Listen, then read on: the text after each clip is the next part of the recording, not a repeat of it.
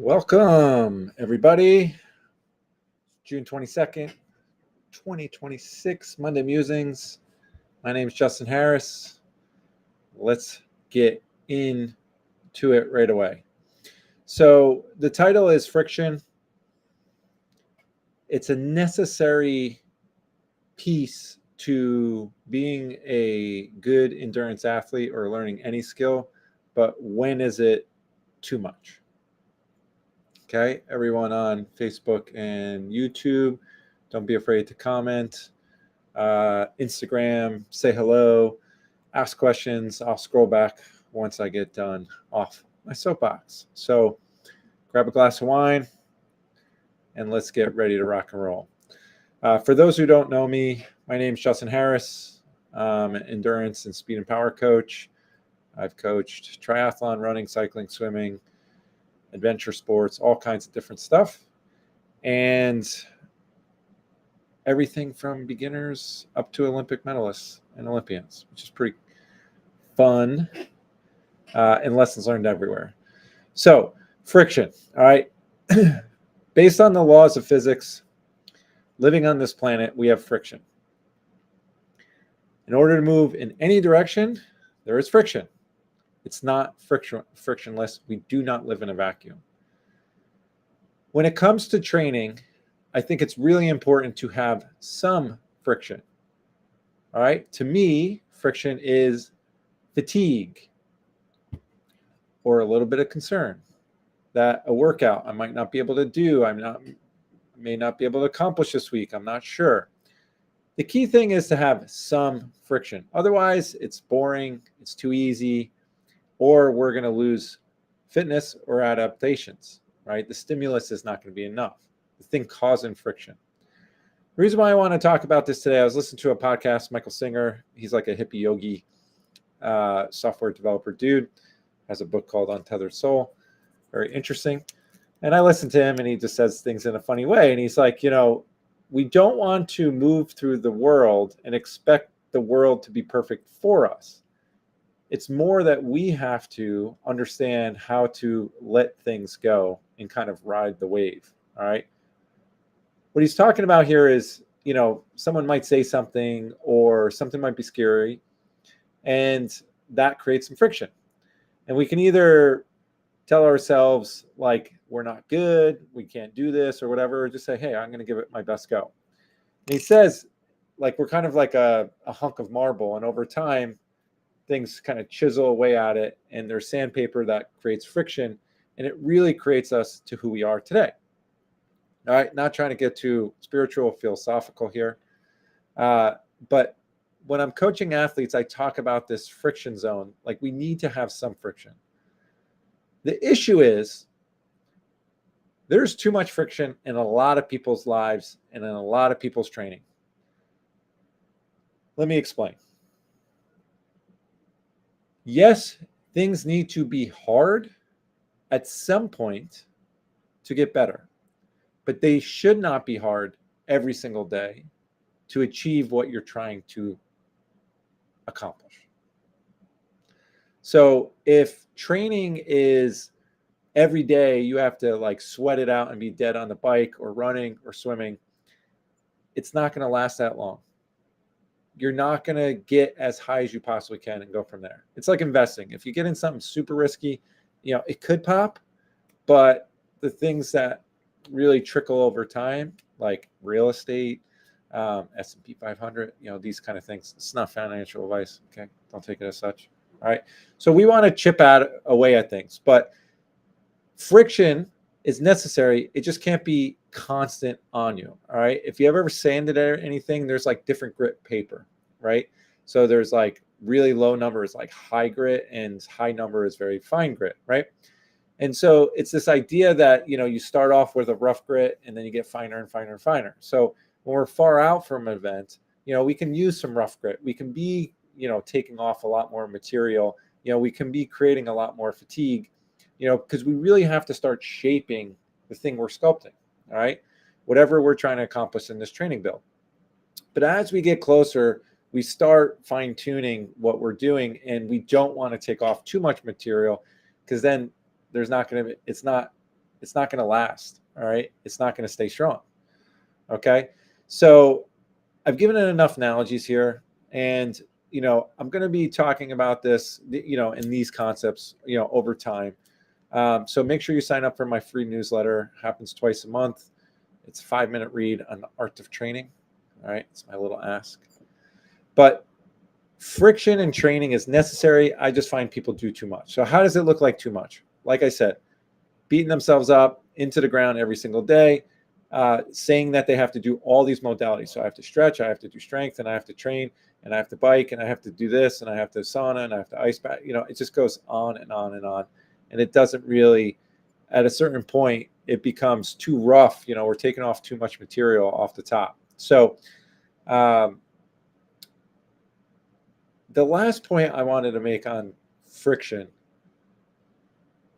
is looking at elite athletes is like the worst model that we common folk can take. It's sexy. It's exciting. It's like watching Michelangelo sculpt David. It's like this incredible, massive thing.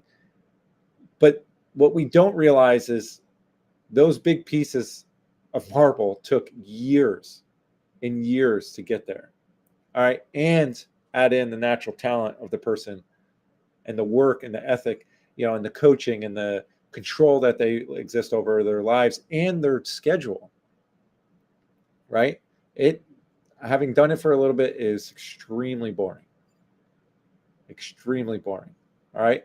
So, Kipchoge does this, or Sam Long does this, or Taylor Knibb does this, and Des Linden does this, and Sarah Hall does this, and great. They're phenomenal athletes. They're fantastic. But what they do in their workouts would create too much friction in your life. They're sleeping somewhere between 10 and 12 hours a day, including naps. You're sleeping, on average, my clients sleep about 6 hours a week. And we know that under 8 leads for more injury prevention probability. Okay? So friction is necessary. We can't get better without it. However, a little goes a long way, and taking your timeline out much further allows you to accomplish this over time. I've seen it in my own training, in my own fitness, and every athlete I've coached. At the end of the day, things take a long time. Do not use elite models for elite athletes as models. I'm screwing that up. It's 8:30. Forgive me. So, welcome everyone. Got a good group here. All right. Say hello. Curious about how you look at friction in your own training and in your lives. Have you ever had really seamless training and life was going well? Have you ever had had a lot of friction, work, family, etc.? How is training then in comparison? So anyway, I just got a shipment from Domaine Lesueur in the Finger Lakes. They have these this special collection called Barrel Select, where they actually put some things in barrels that aren't supposed to be. So a little Riesling or Gewürztraminer, and it's just like a light little hint, and it's a little bit more yellow. But this is a Riesling from 24. So they're usually in there a little bit later.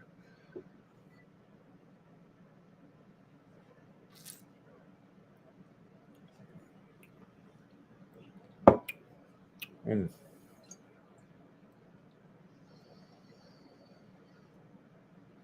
definitely can smell smoke. Gotta open up a little bit more. Nazreen. A lot of frictions the past month, but having your help me manage it, my training. Yeah. So Nazreen has moved, sold her house, looking to buy. Yeah, and this is a good point. Nazreen, not as fit as I would like, but I'll get there, right? And so that's the key thing, right? It's hard, if we had a race or event or competition coming up, we would try to, hold firm there, but because we don't have an event on the calendar, we can kind of ebb, with life a little bit, girls getting out of school, all kinds of stuff, right? So yeah, curious about your frictions and what's going on. So what's up, Judith? Judy? What's up, Nicole? Sarah? Stanette, what's up? I owe you an email. I just saw it, so I'll get back to you. Nazreen, Callan, Justin, Joanne. What's up, Mark? Kelly, Claudia, Karen. Nice little group here. Yeah, when I was listening to this podcast, it was just, he says things in funny ways, but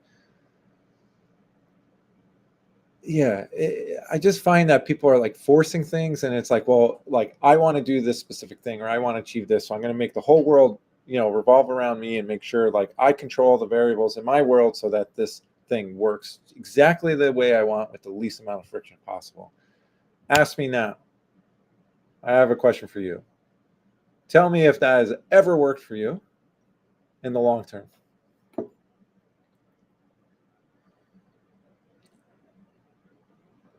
Because in training,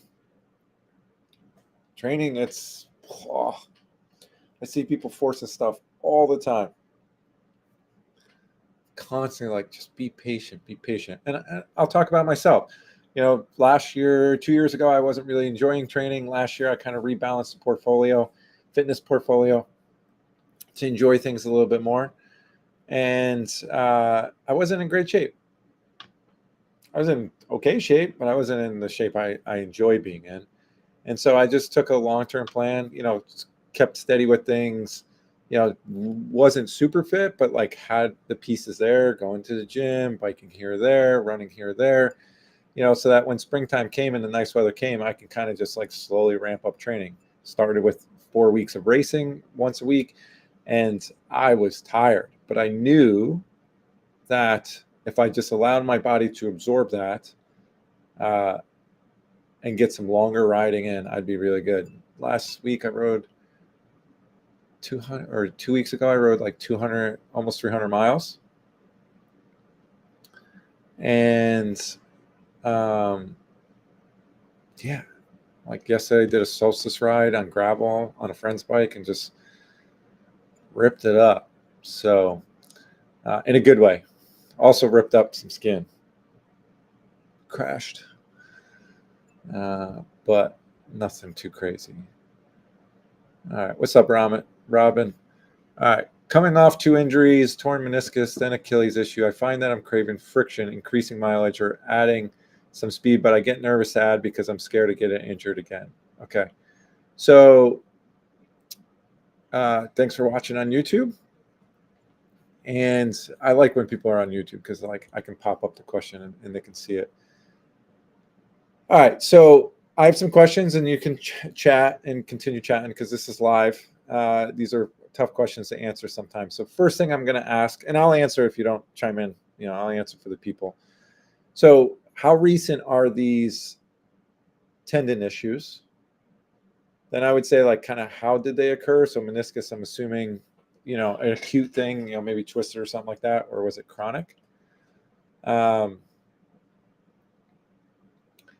so feeling like you're a little bit behind probably. So how recent are these injuries? Did you do PT? Are you coming off PT? Are you still in PT? Did you avoid PT and just took time off? Because that dictates my answer for you.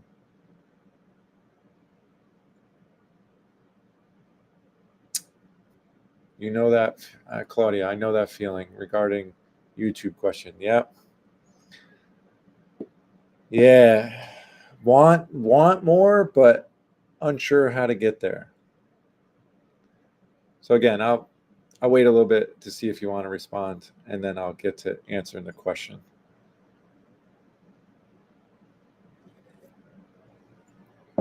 What races are coming up for people? What are you excited about in your training?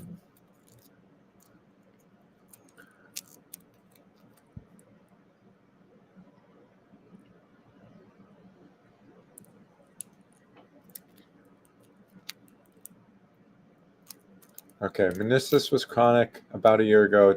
Did PT overcame. Okay. All right. So this is like a reoccurring tendon issue. Those are tendons, right? Meniscus tendon, Achilles tendon. And so tendons get low blood flow, and therefore they don't heal as quickly as muscles do because of the lack of blood flow. Blood brings all the goodies to fix it, right? And in order to fix it, you generally need some tension, particularly in Achilles. So what happens in like tendon issues?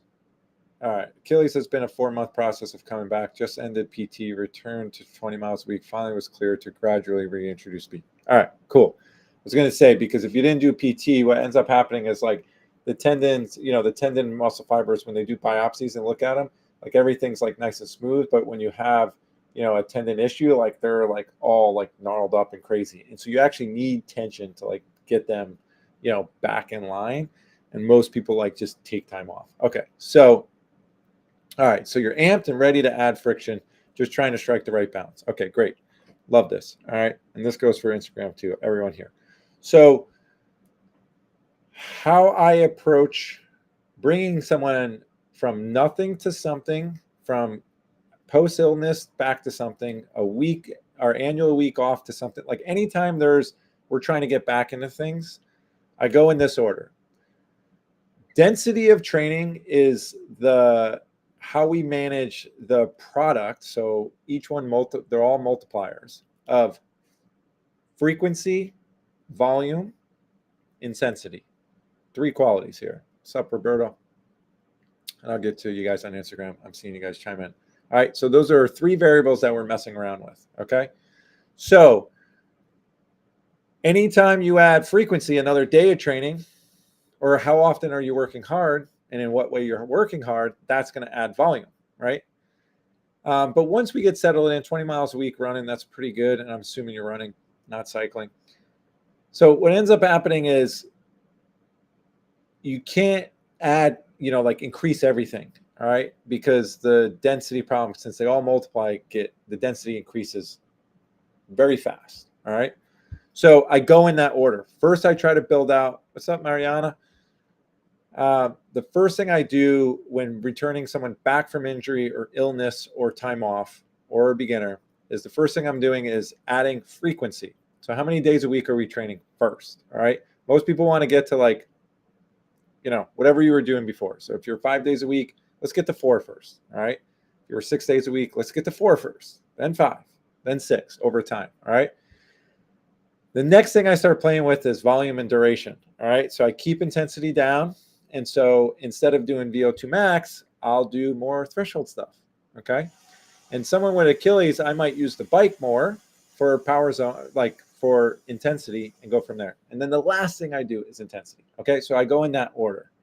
All right. And I take time. And since I've been doing this a while, I can kind of break some rules and manipulate things depending on the output we want. All right. But if you look at things as frequency first, get frequency of training first, then add a little volume to it, then start doing intensity. All right. So for my Achilles people, because Achilles, is really taking a lot of load, especially when you're running faster. Okay. And so what I'll do with Achilles people is I'll start with threshold. All right, work. So I'll do a progression run, then tempo repeats or threshold repeats or steady state run. I just want to keep the intensity down and start getting get some intensity, but get some volume at intensity, but a lower intensity tempo than threshold. Okay. And then threshold in general to VO2 max. Then the next thing and at the same time, I might be doing VO2 max on the bike so that you're starting to get more tension through things and get the kind of engine ready for everything. All right. And then eventually when everything's going well, I'll bring in speed play. So I'll go minute on, minute off. So, strong but smooth. And I might just do 4 reps in 45 minutes. That's it. All right. And so just be cautious. Don't ramp it up. And you want weeks, like a month of positive feedback, like no real setbacks. Now, with the Achilles, it can get a little twinged. And that's okay. Like, oh, it's a little sore. But because it's a tendon, if you really tweak it, you can set yourself back like 2 to 4 weeks because it's a tendon. So I'd be super cautious with it. Focus on frequency of training, focus on a little bit of volume, sprinkle in intensity just a little bit. Okay. All right. Intensity to me is like the higher proof alcohol. Like one shot goes a long way. What's up, Josh? What's up, George? What's up, David? Fabina, huh? Someone new here? Cool. So seeing if Robin, I answered your question. Okay. But yeah, so amped, which is cool to see. All right. Sarah, I stacked days together to try to get it all in before travel and strained my calf. So dumb. Someday I will mature. Sarah, it's not maturity, it's confidence. We've talked a little bit, and you've been on here long enough for me to say that. So it comes down to confidence. Stuffing, I was talking about friction, like creating a lot of friction all at once. It's not always necessary. A ton of friction at once creates fire. It's no bueno. So some things to think about there. But to me, it's not maturity. You know what you should do. All right. But it's having the courage to do that. All right, Callan. Nothing on the calendar until October. Yeah, probably Gran Fondo, right? What's up, Tracy? What's up, Jim? Mr. Ironman dude? 70.3.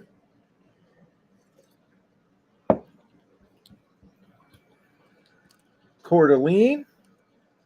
How you feeling today, man?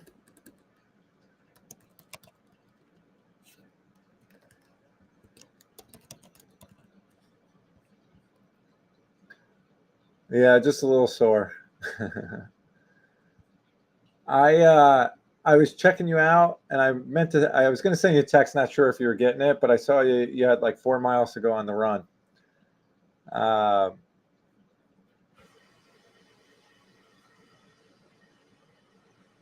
are you feeling? Yeah, a little sore.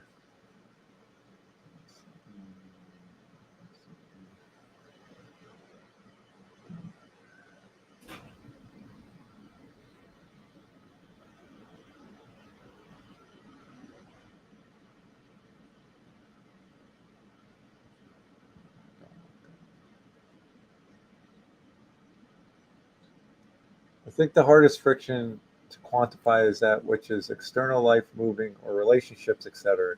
That's always been the friction that has gotten me into trouble. Yeah, we don't like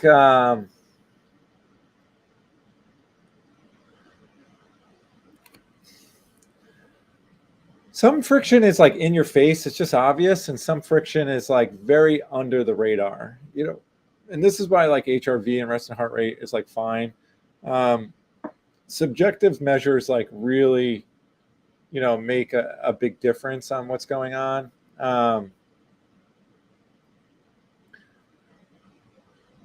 Yeah, it's, how do I say it?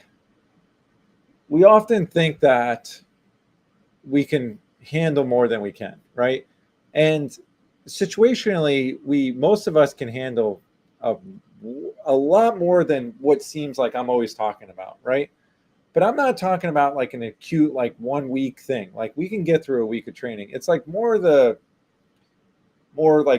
chronic, pervasive, things that are there that are lasting a long time. So for instance, like I've had people sell their houses and buy houses. They're like, oh, once I sell the house, I'll be fine. It's like, or once I buy the house, it's like, no, you got to sell the other house, or you got to do this or that. Like these things, like most people are like thinking this box, like, oh, I only have to like figure it out for here. And I see like, no, it's like this big that you have to deal with. So it's something to think about, and this is why I like checking in with yourself. Like, how are you feeling?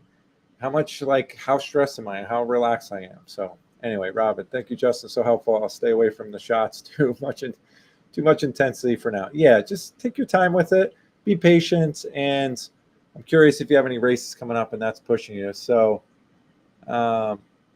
Josh, I got my OG sprint triathlon this Sunday for the 5th time. Some bug names jumped into my age group. Oh yeah, oh big names. So big test, yeah. So remember, it's you versus you, and then if you can use some other people around you to motivate you to push yourself better, that's how you do your best, right? Um, we know outcome goals like, hey, I want to place here. Like you can't Nancy Kerrigan people and like take them out, and get you out of there. So um, sprint, especially a sprint after a 70.3, you've had a few weeks. So yeah, like just pin it, man. Your body is ready to rock and roll. So Jim, trying to bounce back, taking it slow. The swim was brutal. All in all, a great day. Yeah, it looked like a decent day for you.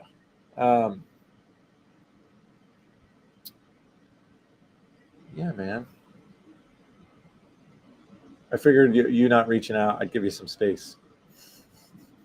So, Claudia, it's like, how do you pull all that stuff into the budget, and then you add friction and training, and don't just it's just a ball of crap. Yeah. Well, this is one why I think I'll always kind of have a job with AI coming, because that nuance, like knowing when to let go and when to push through. And I think it really comes down to getting to know people. We have a Team Opers weekend this weekend in New York City.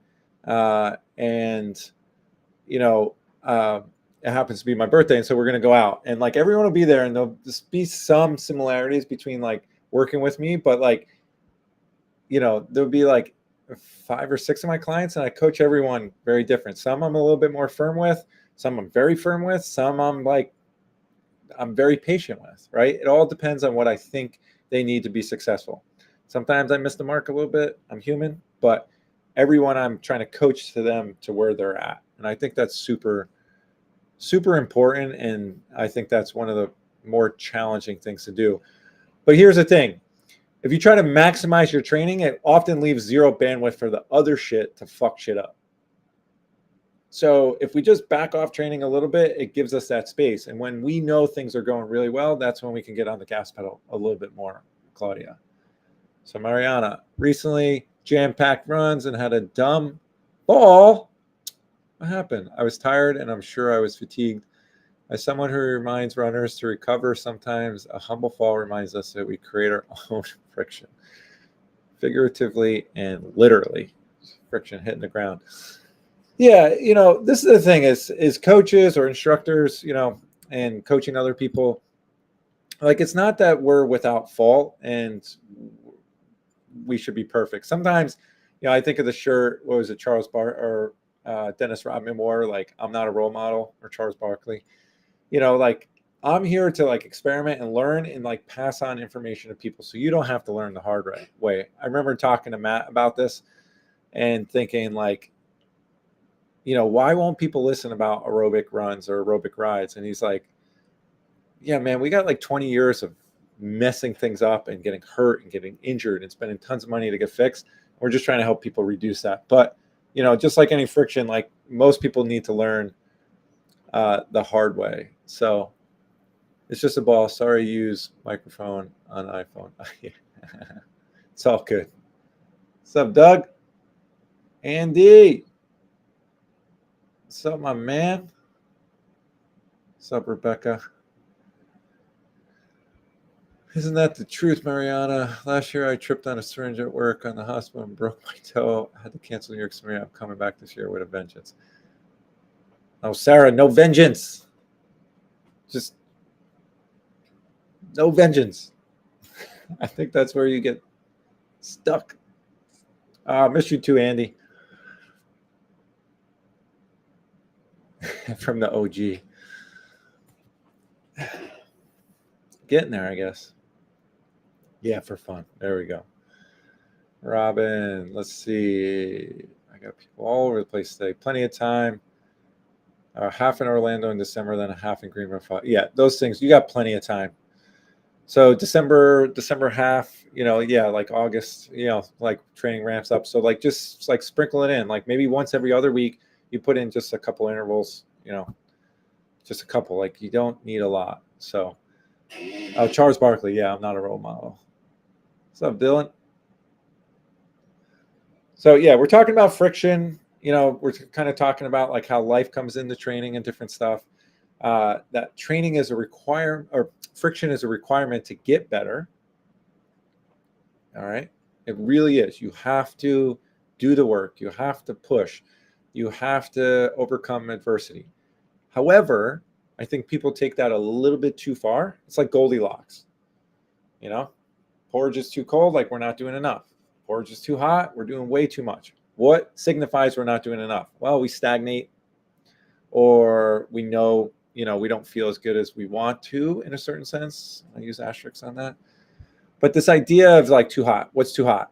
Getting tendon issues. And I'm not trying to pick on you, Robin, on YouTube. All right, but tendon issues, that's a big one.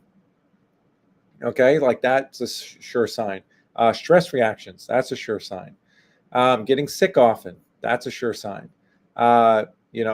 Being run down, having a foggy brain, like these are all indicators. Moody all the time.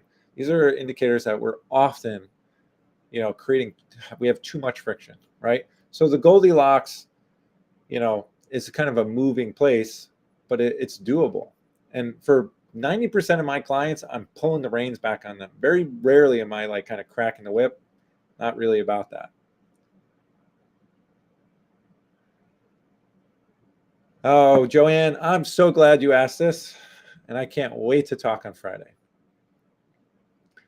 So, but in order to get faster, don't you need to train harder or faster than your previous cycle? Nope. No, you do not. I've had people do the same marathon plan with small tweaks and do it 3 times and get faster and faster and faster. So it all depends on what rate do you absorb something, but absorption requires that you're engaged and you learn how to execute what you're doing. What's up, Cameron?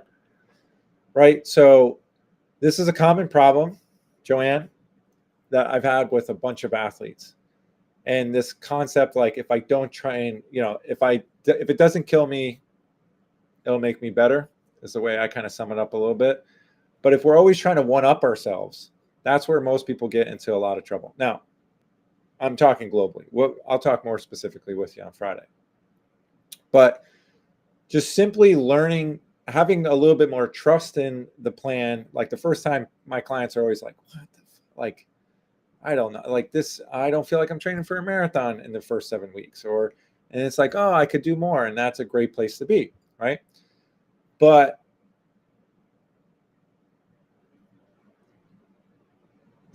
so many times they get results.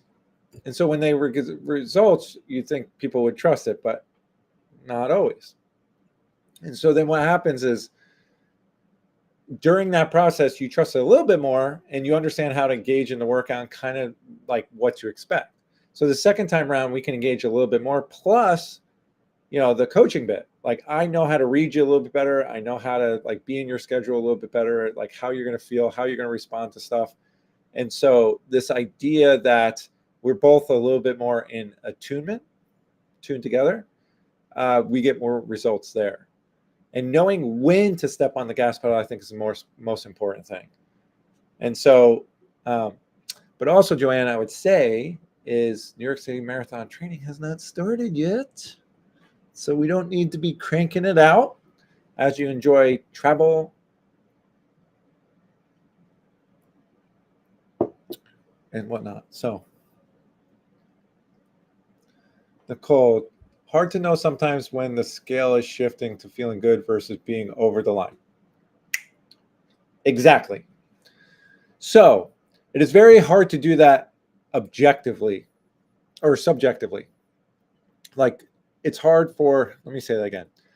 That is a key point because it's hard to be objective with yourself. You can always convince yourself like, oh, I shouldn't go as hard, or, oh, I need to go harder, whatever it is. It's really hard to get the thing right on that day.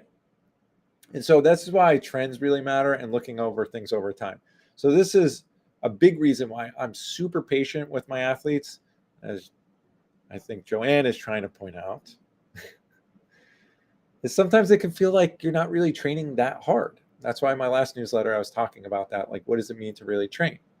If you haven't gotten my newsletter, go to my website, link in the bio on Instagram, sign up. join almost 500 people. I'm trying to get to 1,000. That's my big goal.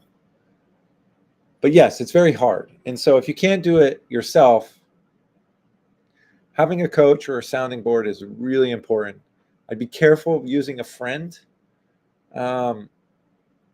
It's almost like, to me, I think your energy is like your most expensive capital or commodity on the planet. And most people think it's money, but anyone with money says time. To be on this planet longer, to have more time to spend with people you love, stuff like that, right? So if time is money or money is time, right? Like, it's worth getting a coach. As like Rob has said many times, El Gato Casando, he got a coach pretty early in his journey so he could not learn the right way and just have that be his confirmation bias as like more, like sound training principles. So we don't fight that much. Jim, this is interesting. I was meditating on a similar point, but thinking of tension rather than friction. Yeah, tension for sure. A muscle needs healthy tension to grow. Similarly, we need friction to grow. Properly moderate. Yeah, but like too much tension can rip a muscle, right? What's up, Christy? Party's getting started. Yeah, so tension, friction, similar things, right? There needs to be some, friction is essentially tension. It's really torque. And at the easiest level, or the smallest level, I think it goes jerk, torque, acceleration, velocity. Like, you can use derivatives to like move through. I forget.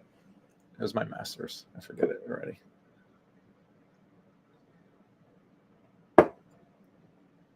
But yeah. So Maddie, owner caliber. I know, that's why I skipped a couple cycling sessions and didn't feel guilty. Yes, we're learning. Josh, if you do want to get faster, can the same program work by simply adjusting the new paces targets within those workouts? Okay, this is a great question. There's a lot of levels here. So let's just take, like, I see this on a micro level. So within a block, if I introduce a workout, even if someone's experienced with, let's just say a new one. First time you do it, you're like, what the fuck does this guy want me to do? I think this is what he wants me to do, whatever, right? Let's say it's threshold repeats, right? So we're going to do, 3 by 5 minutes on, 90 seconds off, threshold, FTP, whatever, threshold pace running. I'm going to talk to that athlete and give some feedback, right? And so now the second time they're like, okay, now I know what it felt like, where I went wrong, like my areas for growth, the constructive coaching that happened. Okay, let me do it now, right? And so there's a little less question. It's more about execution. And the body is also not as surprised.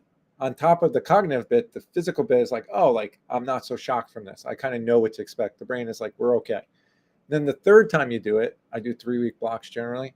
By the third time you do it, even though it's an unloading week, you're like, oh, this is like, I got it, right? At least a little bit. And then if we rinse and repeat that, you get it better and better and better. So it's called a learning effect. All right. And so that's really important. Now, the thing that you're talking about, yes, like, so for instance, Joanne, I'm going to use an example. So Joanne PR'd by 6 minutes from a flat course in Amsterdam to Boston, which is not a flat course. It was a fast day, big tailwind, cool temperatures, but nonetheless, 6-minute PR. Okay. So we're going to integrate some new paces, right? So new threshold value, right? And so doing the same training, even though it's the same structure, it's different training because it's a different stimulus, different speeds to execute. And I think that's a really key point that you bring up. And I know you're in the nitty gritty with coaching and stuff. So yeah, absolutely. So doing the same thing over and over again can yield results. And I would say yields some of the best results. Okay. Like, I just heard Levi Leifenheimer talk, who rode for US Postal and other teams and won the Vuelta a España, like out of like Tour California, like phenomenal thing. And he's talking, it's this podcast where there's like a young neo pro, first year pro in Europe, American, and then him, and they just talk about stuff.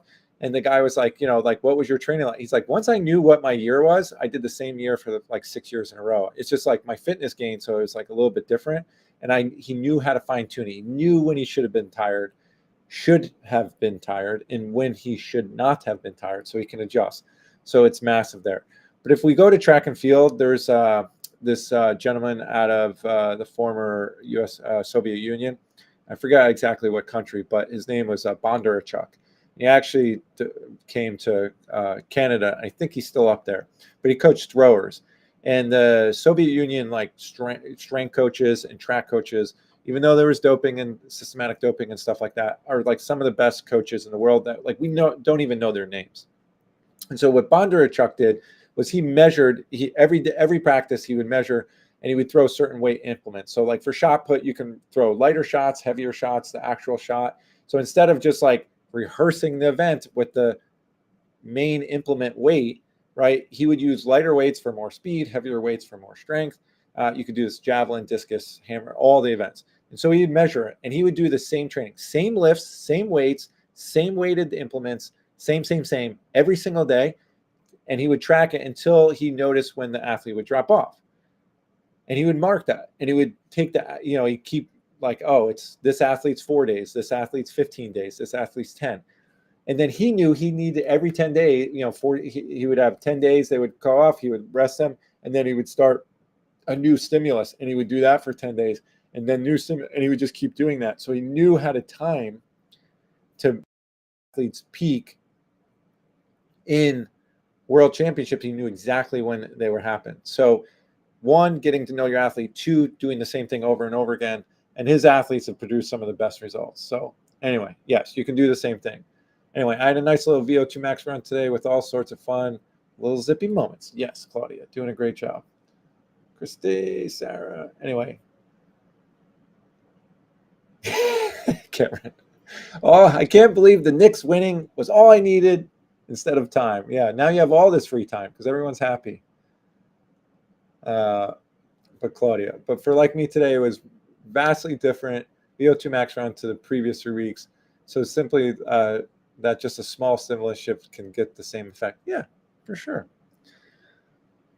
I think we overweight change. And this is, I think, a big problem. It's a hurdle that it's a thing I have to navigate with Peloton athletes.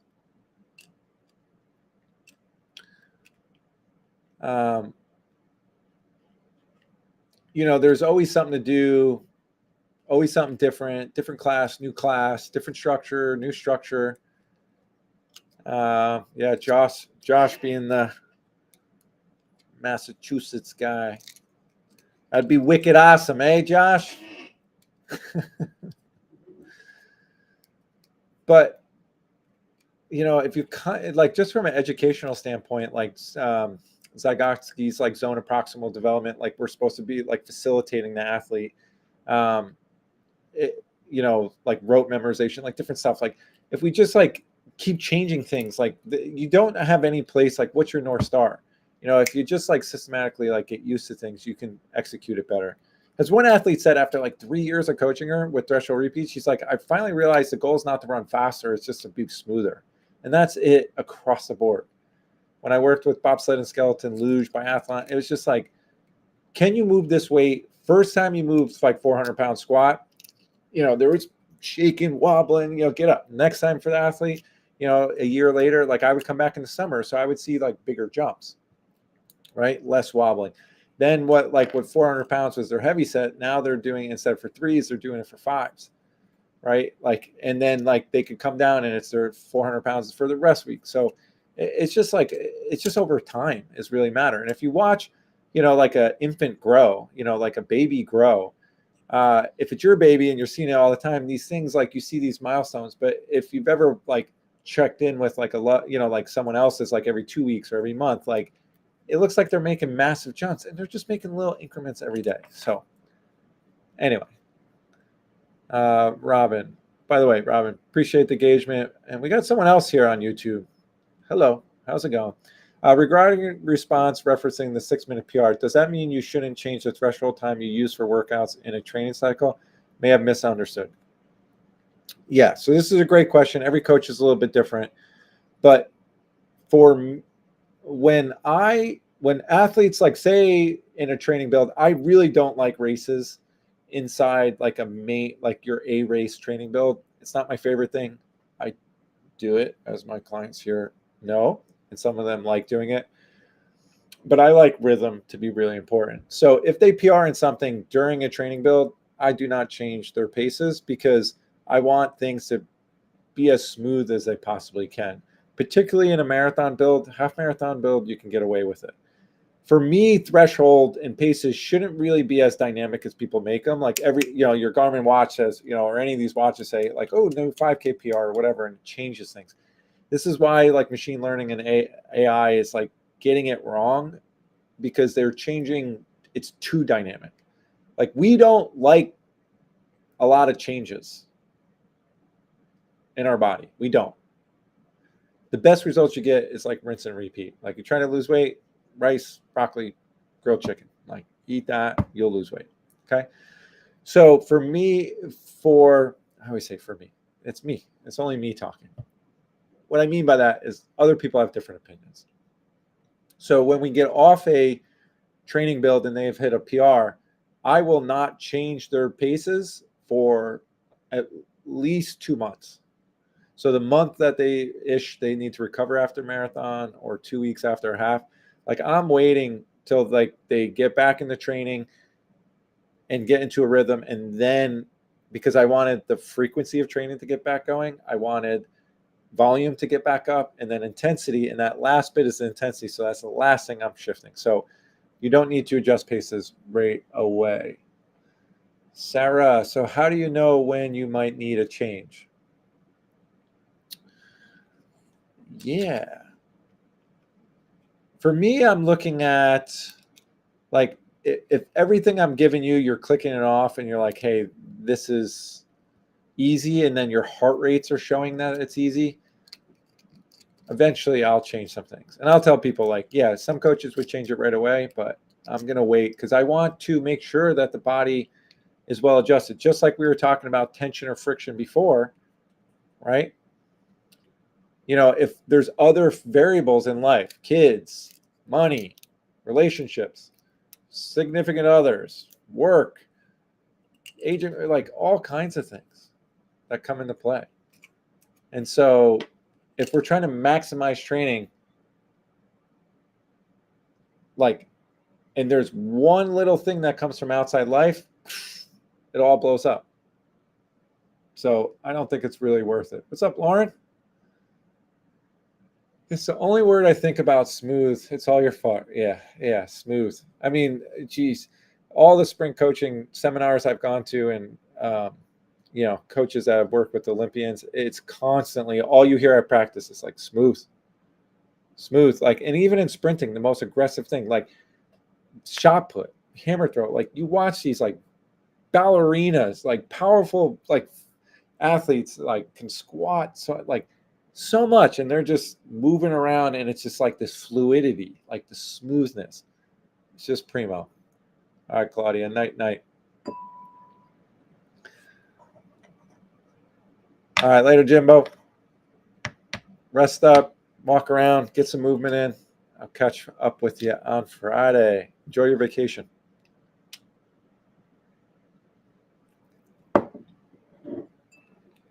So yeah, this kind of all comes back to it, right? And I love the questions. We're just getting to the point of like, if you try to maximize everything, I just feel like most people go over the edge. And so how do you know when to change? Yeah, having someone that knows when to change things, right? Coach is helpful. This is why the best athletes in the world have coaches. Not really. I'm not trying to plug myself. It's the answer. I mean, the other thing to me is like, if you don't know, don't change it either. Like, like for me, like when I'm changing my training, like I know, like I feel really good for weeks. And I'm not doing the same thing every day, but it's like roughly I have a theme and I'm trying to work that theme. So right now it's like volume. And then like once like volume feels really good, and then it's like, okay, now I need, like first it was frequency of training, like train more days. But with how my schedule works, that gets to be a little bit challenging to keep up on mowing lawns and doing yard work and spending time with wifey and family and stuff. And so, all right, so I got like 4 or 5 days to train. And so then it's like, okay, now that's good. Let me increase volume or duration. And I'm able to do that.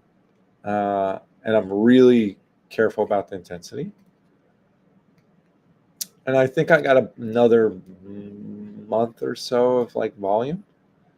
Like now I'll take volume and like go do really hilly rides.